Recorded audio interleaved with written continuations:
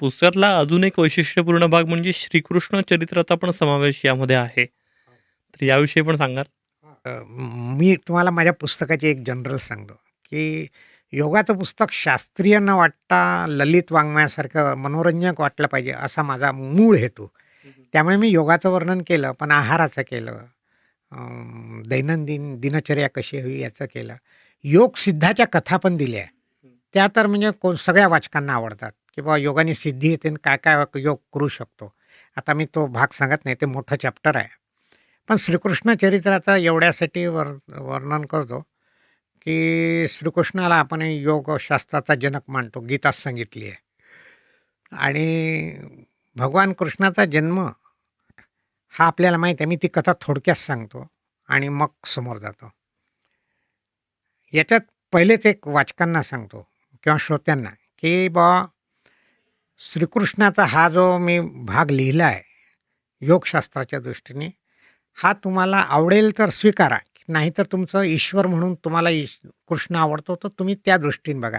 इथं काही बंधन नाही. हे फक्त एक विचाराला चालना मिळावी, आपण योग करतो त्यालाही एक बळ मिळावं, हा त्याच्या मागचा सदहेतू.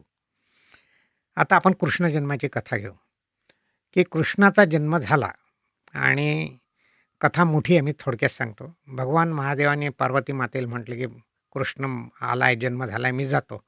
ती म्हणे, "अहो, आत्ताच जन्म झाला, कुठं जाता? जरा 4 दिवस थांबा, मग जा." असं 2-3 वेळा झालं. मग इकडे भगवान शंकर अस्वस्थ झाले, की मला कधी दर्शन होईल? कृष्ण एवढे भूतलावर आले. तर पुढच्या वेळेला त्यांनी पार्वती मातेला सांगितलं नाही, गुप्त झाले आणि गोकुळात आले. त्या दिवशी कृष्णाचा ते सगळे गोप-गोपी आले होते पाहायला वगैरे. आणि कृष्ण जन्माचा उत्सव म्हणून किंवा एक आनंद म्हणून नंदानी आणि यशोदेने मुबलक प्रमाणात वस्त्राचं, अन्नाचं, रत्नाचं, पैशाचं, धनाचं वाटप केलं सगळ्यांना. तर आपले भोलेनाथ दरवाजापाशी आले आणि ते साप होताच त्यांच्या गळ्यात. त्याला म्हटलं, की तोही म्हणे, की मलाही भगवंताचं माझ्या शेषशाही विष्णू म्हणजे माझ्यावर भगवान राहिले आहे, तर मलाही भगवंताचं दर्शन घ्यायचं आहे. तर भोलेनाथ आहे ते, ठीक आहे राहा. तर ते नंदाच्या समोर राहिले. तर बाहेरून त्या नंदाकडल्या दासी आल्या आणि भोलेनाथांना भिक्षा वगैरे दिली. ते म्हणे मला नको.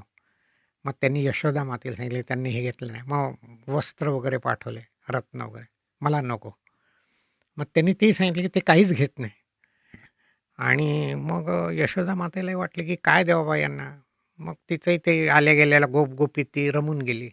आणि त्या कृष्णाच्या बाललीला चालू होत्या. सगळेजण त्याच्या मधुर हास्याने मोहित झाले होते. इकडे भोलेनाथ अस्वस्थ झाले, की मी आलो आणि अजून मला कृष्णाचं दर्शन झालं नाही. तर हा विचार जेव्हा भोलेनाथाच्या मनात आला, तर कृष्णाला कळाला. आणि कृष्ण जो आतापर्यंत हसत होता, तो एकदम रडायला लागला. तर गोप-गोपी धावल्या त्याला शांत करण्याला. मग आपल्या स्त्रिया जशा बाळकाला करतात, ते सगळे प्रकार केले. त्याला खायला दिलं, खुळखुळा दिला, पाळणा हलवला. पण कृष्णाचं रडणं अगदी जोरात चालू होतं. मग काय करावं? मंत्र झाले काही, दृष्ट काढली आपल्या ह्याच्यात आहे.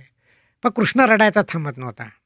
मग एक दासी यशोदा मातेला म्हणाली, की "ते बाहेर जे एक आहे ना बाबाजी, त्यांना विचारलं पाहिजे. त्यांनी काही घेतलं नाही. त्यांना माहीत असेल काय कदाचित मंत्र वगैरे." मग यशोदा माता बाळकृष्णाला घेऊन दरवाजात आली आणि जसं कृष्णाने भोलेनाथाला पाहिलं, तर त्याचं रडणं थांबलं. आणि यशोदा माताला चमत्कार वाटला, की आजपर्यंत इतके उपचार केले आणि कृष्ण रडायचा थांबत नव्हता आणि आता थांबला यांना पाहिल्याबरोबर. मग तिने म्हटलं, "महाराज, अ, माझा नमस्कार आहे. माझी एक विनंती आहे, की हा जसा आता रडला ना, आम्हाला सगळ्यांना रडवून सोडलं. असं आयुष्यात झालं नाही पाहिजे पुढे. तर म्हणे त्याला एक उपाय आहे. म्हणे काय? तर तो बालक माझ्या मांडीवर द्या म्हणे. आता यशोदा मातेने ते गळ्यात साप-बीप पाहिला, पण मोठी हिंमत करून कृष्णाला भोलेनाथाच्या मांडीवर दिला आणि भोलेनाथ त्याच्याकडे आनंदाने पाहत होते. त्यांच्या मनाचं समाधान झालं कृष्णाला पाहून. आणि मग ते त्यांनी यशोदा मातेला दिला आणि सांगितलं, की आता हा आयुष्यात रडणार नाही. इतकंच काय, जे रडणारे लोकं असेल, त्यांना हा हास्य करेल. असं सांगितलं आणि भोलेनाथ गुप्त झाले. तर ही कथा आहे.